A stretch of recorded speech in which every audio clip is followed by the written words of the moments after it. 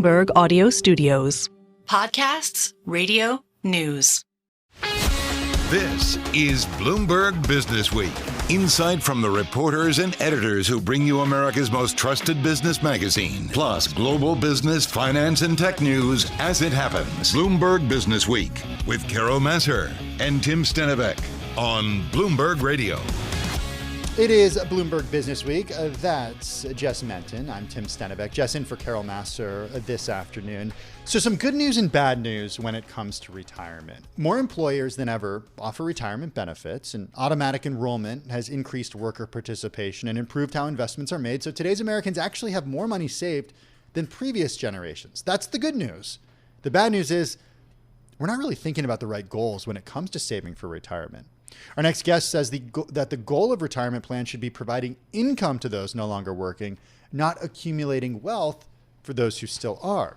Allison Schrager is a senior fellow at the Manhattan Institute, as well as a columnist for Bloomberg Opinion. She joins us from New York City. Her column today, among the most read stories on the Bloomberg terminal. So Allison, I want a little help making this distinction here, because isn't the whole idea of building wealth ahead of retirement so that when you do get to retirement, you can then reliably sell assets each year to live off of?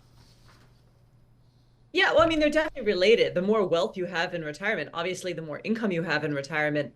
But really, when you think about your asset strategy, investing for, okay, I have a big pile of money 20 years from now versus I will have regular, consistent payments for, I don't know, my entire lifetime, rest of my lifetime, 20 years from now, are actually two very different objectives that do require slightly different sort of asset allocation strategies. I mean, this is actually, I think I mentioned defined benefit plans when they were around years ago, at least the good ones, did manage wealth for income rather than just like a pile of money in one day. Talk to us about the retirement plans in general when it comes into the U.S. So many people that obviously went through the pandemic and were hit really hard there and potentially lost their job, maybe struggling to still get one. Walk us through sort of what is out there and some of the issues people still have trying to get access to retirement plans. Well, the access is pretty good, particularly if you do have a full-time salary job. For a long time, for smaller firms, it was rare to have a defined contribution plan like a 401k because it was just very expensive. I think I do mention in the story, a lot of the issues we have with retirement are various administrative things that make things very expensive or very rigid. So various Secure Acts, we're now on our second one, did a lot to make that a lot easier.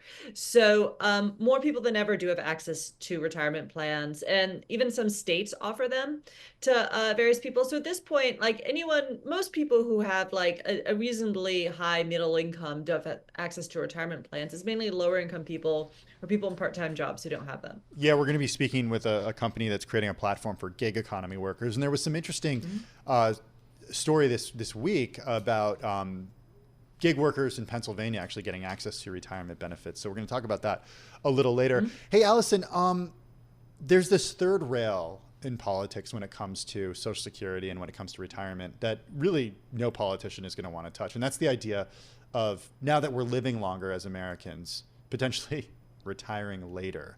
How does that factor into the calculation here? Well, I mean, if you still are going to retire at the same age, but you live longer, you're just going to have more years of retirement to finance. And that just makes the problem a lot harder. So it's unfortunate. I mean, people who are against raising the retirement age, and that seems to be most people lately, do point out that some people do work physically demanding jobs and they don't have the option of working longer. And that is totally true. But it seems to me that we can't say, well, because some people can't work longer, everyone gets to retire early or should be encouraged to retire early. It seems that, we do have programs or could expand the existing programs to cover people who physically can't work beyond 62 or 65 and still have more carrots and sticks to encourage everyone else to work later. I think the bigger issue, if I think about working into your 60s and 70s that we think about as this binary, like you're working, then one day you're full-time, and then one day you're retired, as opposed to, I think it's a lot healthier, and we're starting to see more trends of people trying to do this. So it'd be great if we had more support for this, of people working maybe part-time, maybe scaling back their jobs a bit, maybe only doing tasks that sort of still suit them, and sort of do a more gradual withdrawal from the labor force rather than just this binary, I'm working, now I'm not. Something that I've always thought was interesting is just the financial literacy issues when it comes to retirement planning and kind of the lack of schooling, whether it's in high school or even colleges, for people to kind of have access. I mean, as you know, Tim, you use money for the rest of your life and you have to use these types of financial decisions. So I'm kind of wondering, through your reporting, what you've sort of learned and maybe some of the holes, because each state has different laws for how they go about doing this with their curriculum, but kind of wondering, how do we give people kind of more access to the information that they need? Because some people might have access to a retirement plan through their employer, but a lot of times they still have a lot of questions and don't really understand the types of allocations they really need to be using at a particular juncture in their life.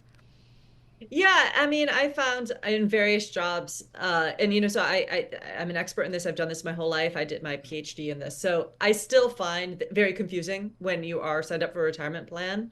I'm not sure if sort of financial literacy programs in high school, are going to be able to explain this well, considering even most 401k administrators make the problem a lot more confusing than it does. But I think people do need to understand the basics, like compound interest. Obviously, that's helpful, but also thinking about different reasons you're saving and the trade-offs there. I think, an issue we do have with retirement accounts is a lot of people sort of don't really think through the fact that they're illiquid, and then, they don't have other forms of saving. There is evidence that retirement displaces more liquid forms of saving.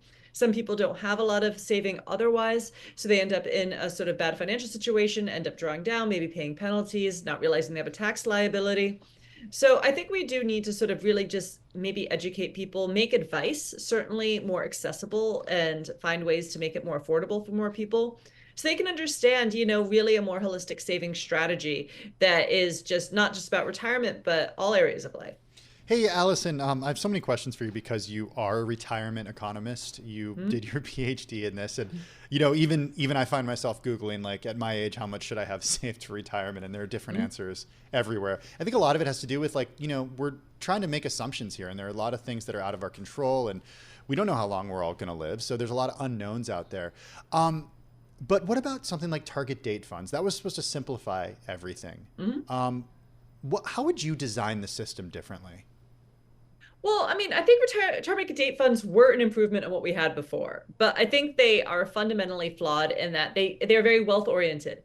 The idea is, be in a lot of stocks when you're young, which does make sense, particularly when most of your assets are still your future earnings and not your wealth. And then as you get older, you move more into bonds. So the idea is that your portfolio doesn't move around quite as much.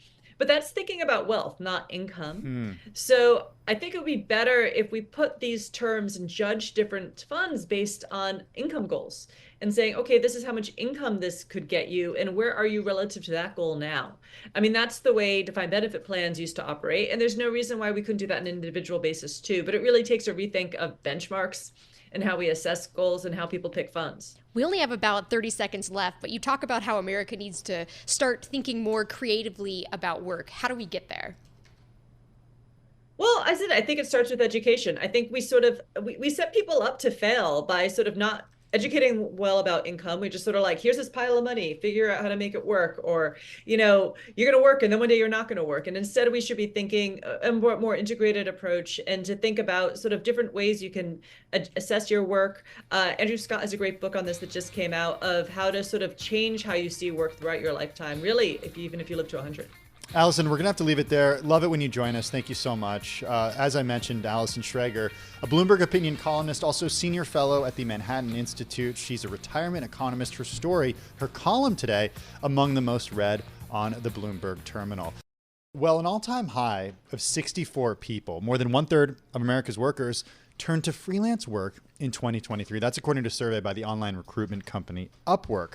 Carol, nearly half of those workers provided knowledge services, including computer programming, marketing, consulting. A lot of stuff, about a right? quarter. What's that? A lot of stuff. It's a lot of stuff. Yeah, about a quarter were social media influencers. Surprise. That's a lot. How many influencers do we need? I don't know. This is according to data released back in December from the online recruitment company. This is interesting. Younger workers are more likely to freelance, more than half of the Gen Z workforce, and 44% of millennials working those jobs in 2023. All right, so there's a lot of opportunity out there to connect gig workers to jobs. Enter JobSnap. It's a new app that calls itself, quote, Tinder meets Snapchat for jobs. We've got with us the CEO of JobSnap, James Albis. He is also an entrepreneur. With us is also entrepreneur and Oscar-nominated actor and entrepreneur Chazz Palminteri. You know him from A Bronx Tale, Bullets Over Broadway, The Usual Suspects, Modern Family, a lot. We have Chaz. He is on the phone in New York City, and James is right here in our Interactive Broker studio. First of all, we're going to get to you, James, in a second. But Chaz, I have to say, when we were prepping for this on our planning call this morning, we're like, why is Chaz involved in this? Why are you? I'll tell you why I'm involved in it. Because when I'm obviously I'm an entrepreneur, but when I hear a great idea, this idea, I said, well, wait a minute, I never heard that before. That is a great idea. You know, especially with me, with my movies, and especially with my obviously first movie, A Bronx Tale, where I talk about the working man. This is like the working man's app or the working woman's app. This is an app where you don't have to go to Google and get information about something you need done. Angie's List, Craigslist. Those companies take a chunk where you have to pay sometimes 25, 30%. This app that James and Chris invented, this goes from the person, the consumer, right to the worker. No in between. And I think whether let's say you have a tree down on your property. Now, if you're in the app, you'll get people right in that area, in your area where you take a picture of the tree, it goes right to them, they look at it, and you could decide which company you want to use immediately. Boom, they come over. No charge. All you do is pay an app charge, a yearly app charge. That's it. So for me, when I heard this, I said, wow, I don't have to go on Craigslist or Google or call a handyman. This is perfect. James could explain it to you really perfectly. James, come on in here because I was surprised to see, I read that this app, and as I was preparing for this, 5 years in the making to figure out how to do this. Yeah.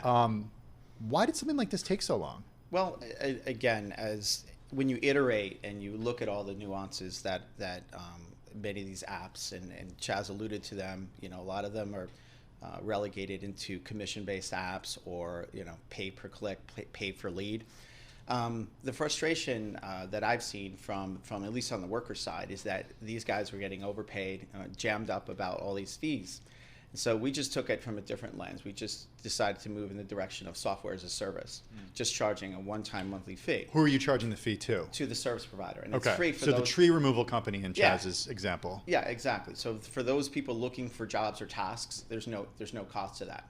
Unlike other, you know, the competition is always trying to look for ways to, you know, peg on a lot of fees. But again, the other important point that I want to make is that whilst we're talking about the broader service category in terms of like tree work, this application has broad appeal. You know, whether you're looking to, you know, you have a knack for playing a guitar, you know, so the idea there is you can use your skills, your motivation, your equipment, your time to whatever your side hustle is to make extra money. And it's not just about, you know, there are a lot of people out of work. I mean, I just read this morning that in California, there's a lot of people now that are just moving away. I mean, because a lot of the companies can't afford to keep them. So where do all these people go?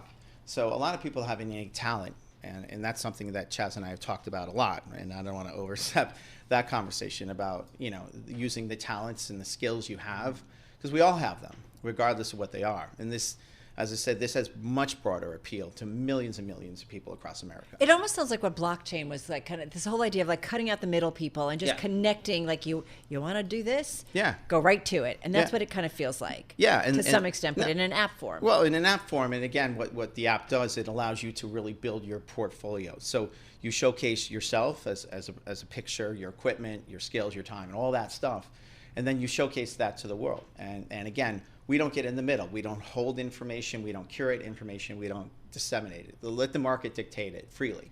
So, Chaz, are you an investor in this? Yes, I am. Yes, I am. So I believe in it. You know, a great idea, I always said, is a great idea. when I met James, and I know James and Chris, and it was just something. And I said, hey, well, I could help, obviously, as an investor, I could help get the word out there, as I'm doing right now. I mean, in my Instagram, I reach 1 million people a month. So for me, I was like, people got to see this. People got to know this. This is a no-brainer. So as an investor, I said, look, I can control the media. I can control getting it out there. It's not like it was years ago where you had to pay a fortune for radio time. You had to get on the Tonight Show and talk about all your things. It's different now. We control control the media. That kind of hurt us, that radio time comment, but we're going to still continue with the conversation. We can turn you off at any point, Chaz. Okay, we're in control here. Okay, just kidding. No, we end up we still need you. Okay, all right. You can stick stay around. Yeah, you can stay. All right, I dug a hole. I'm trying to get out of it. But seriously, but you can control a lot of the media yourself if you're someone in the public eye like me who reaches 1 million people a month. So I just thought between that and between this is a great idea, why not? Let's do it. It just debuted, right? Yeah. We're in the Apple Store and the Google Play Store. So what can you tell us? I know early adoption or like what early activity. We have a couple hundred users on both sides, mainly in the northern suburbs. The Connecticut area where I live. I live in Ridgefield, Connecticut. Yeah. So the idea here is to geo market here in the tri-state area and then fan out across the country. But the application has national appeal. You know what was interesting, James, is that when I was doing the research for this and Googling, when I Googled the name of your company, JobSnap, there were 4 paid advertisements for competitors above you. And it made me realize, dang, this is a lucrative space because people are paying a lot for that placement to be above you in search. Yeah. So again, just in terms of like the cost to, in terms of the search, right? Because those competitors, which we all know of, and we alluded to them, and I'll make mention of them, Angie's and Home Advisor and Thumbtack. They're pay for click, pay for leads, and so we organically just want to let the market dictate where it wants to go. What would happen if those companies see that your model's working and they say, wait a second, we're going to change our model. We're not going to do lead generation anymore. What we're going to do is $90 a month fee, just like these guys. They'd implode their business and you'd short their stock.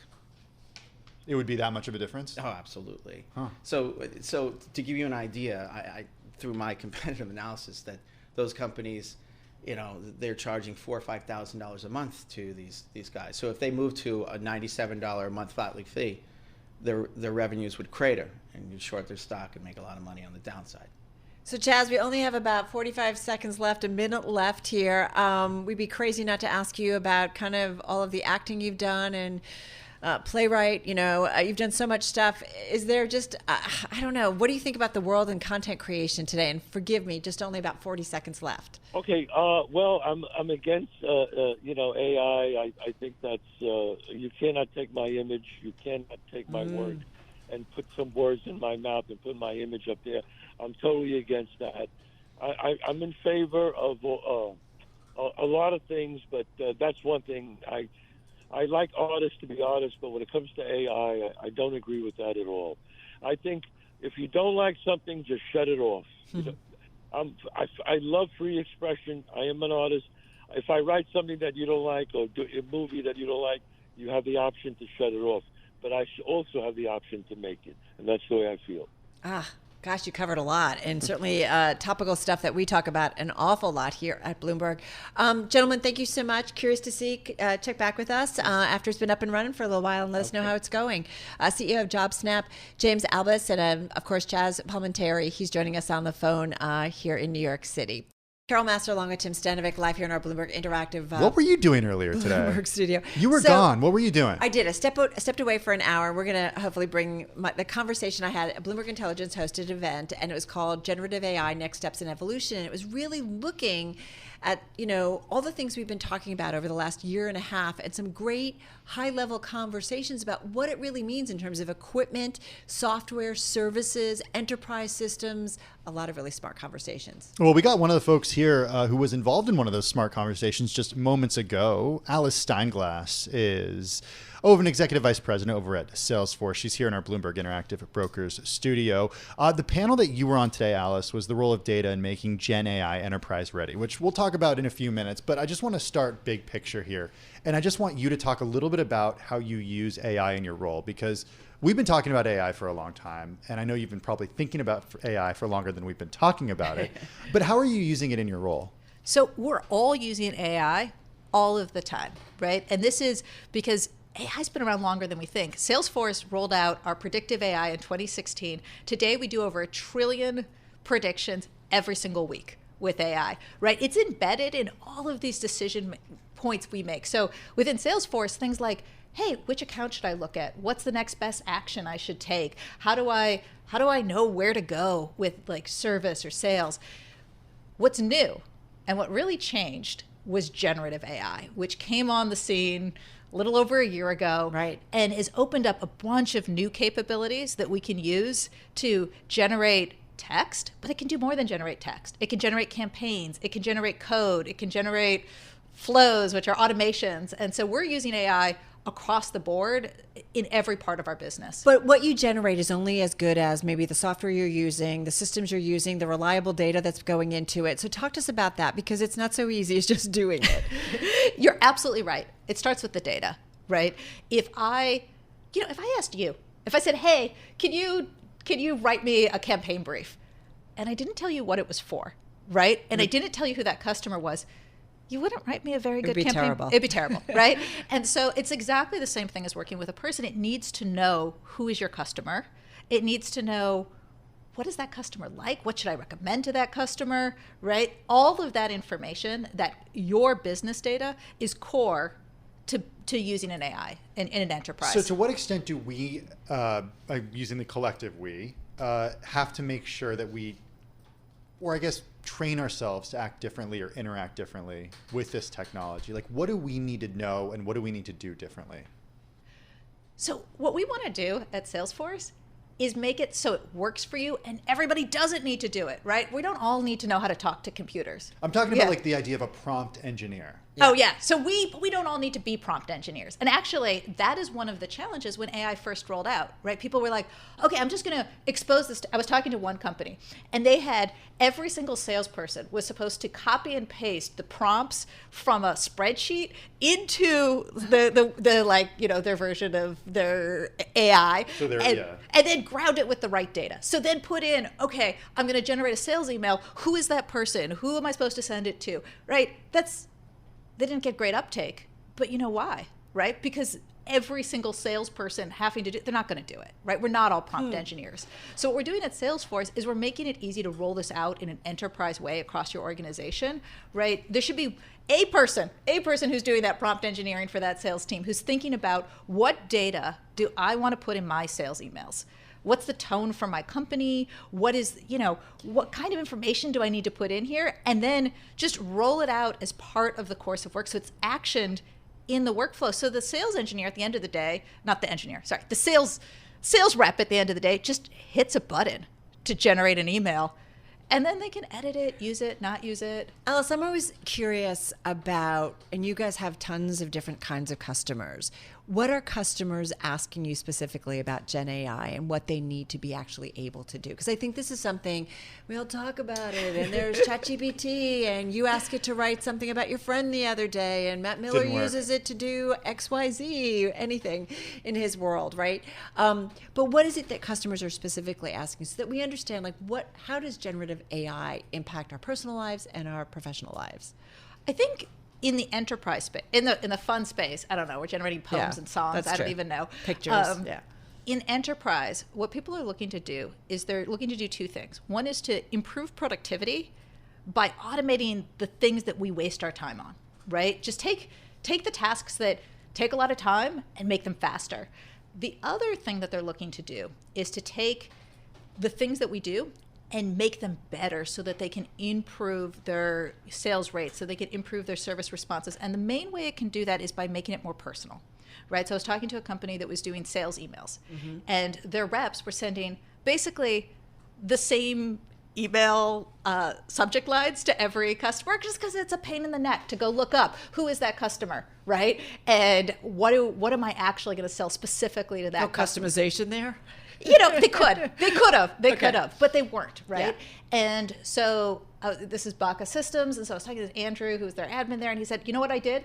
I used the AI to generate personalized subject lines for every email, and the response rates went up 2x. Huh.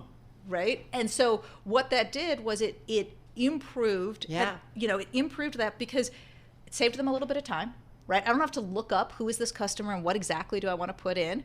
And it made it better. It made it more personalized. And that magnifies a subject line is so small. Right? Yeah. So in your experience and in the work that you're describing, what are the jobs that are eliminated?